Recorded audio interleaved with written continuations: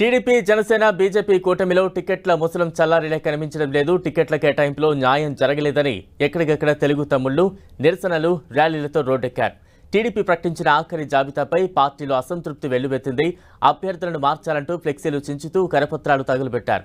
Anantapuram urban స్థానంలో senior నేత ప్రభాకర్ చౌదరిని కాదని దగ్గుబాటి వెంకటేశ్వర ప్రసాద్కు టికెట్ కేటాయించారు.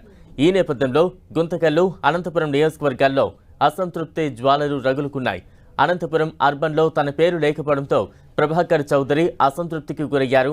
దీంతో తన అనుచరులు స్థానిక రామ్నగర్లోని పార్టీ కార్యాలయంలో ఫర్నిచర్ను బయటపడేసి నిప్పు పెట్టారు. దీంతో ఫర్నిచర్ మొత్తం మంటల్లో కాలిబూడిదైంది. పోలీసులు, ఫైర్ సిబ్బంది వెంటనే మంటలను ఆర్పివేశారు. ఫ్లెక్సీలు, ఫోటోలు, కరపత్రాలు మంటల్లో కాలిబూడిదయ్యాయి. పాడేరు టికెట్ సీనియర్ నేత ఎంవివి ప్రసాద్కు కేటాయించకపోవడంపై శుక్రవారం కొయ్యూరులో టీడీపీ శ్రేణులు ఆందోళన చేపట్టారు. టీడీపీ ఫ్లెక్సీలను తగులుబెట్టారు. ఇక చీపురుపల్లి టికెట్ను కిమిడి కళా వెంకట్రావుకు కేటాయించడంతో ఆ పార్టీ జిల్లా అధ్యక్షుడు కిమిడి నాగార్జున అసహనం వ్యక్తం చేశారు. ఎంతో కష్టపడి పనిచేసిన తనను కాదని వేరే ఎవరినో తెచ్చిపెట్టాల్సిన పనేముందని ప్రశ్నించారు. భవిష్యత్ కార్యాచరణ 2 రోజుల్లో వెల్లడిస్తానన్నారు. చంద్రబాబు నాయుడు గారిని నమ్మి 5 సంవత్సరాలు ప్రతిపక్షంలో పోరాటం చేశాం. ఆస్తులు అమ్ముకొని 5 ఏళ్లలో ఖర్చు పెట్టి హెడ్ క్వార్టర్లో పనిచేశాం. కానీ ఫలితం ఏంటి అనేటువంటిది కష్టించేవానికి దీంట్లో ప్రయోజనం లేదు. ఇది ఒక ప్రైవేట్ లిమిటెడ్ పార్టీగా తయారైంది అనేటువంటి భావన అందరిలో ఏర్పడుతోంది. నేను కలిసే ప్రశ్నే లేదు, నాకు అవసరం కూడా లేదు. చంద్రబాబు నాయుడు గారిని ప్రాణాలు తెగించి చాలా పనులు చేశాం ఆయన కోసం. నంద్యాల, కర్నూలు పార్లమెంటుకు పెడితే పనిచేశాం. మదనపల్లి బొమ్మంటే పనిచేశాం. తమ్మలపల్లి బొమ్మంటే పనిచేశాను. కడప సెంట్రల్ జైలు బొమ్మంటే పోయి వచ్చాను.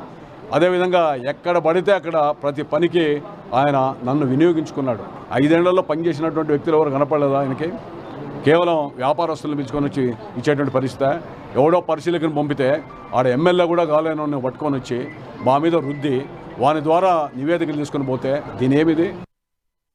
నేనైతే ఇంకా క్షవరం అయిపోయింది. నాకు రాజకీయాల దగ్గర నుంచి చూశాను.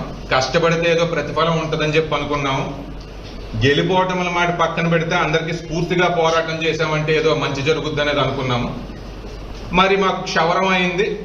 మాకు క్షవరం చేసి మరీ చూపించారు. కాబట్టి నేను ఎప్పుడూ ఒకటేనండి, నేను నా డెసిషన్ ఏదైనా కానివ్వండి, నా మనసుకి ఏది తడితే నేను అది చేస్తాను.